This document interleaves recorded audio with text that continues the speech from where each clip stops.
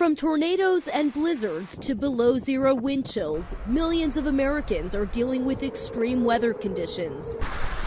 In the West, drivers navigating whiteout conditions near Lake Tahoe, California. The storm dumped a few feet of snow on the Lake Tahoe area, burying homes, knocking out power lines, canceling schools. Residents will likely be digging out for days. Winds over 100 miles per hour are battering this ski resort.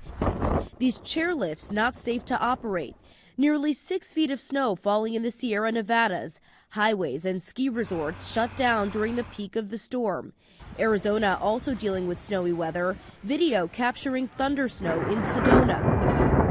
And in Utah, more than 20 people were hurt after a bus rolled off this snowy highway. Nearly 24 states under storm alerts. The National Weather Service confirming at least one tornado touched down in Oklahoma.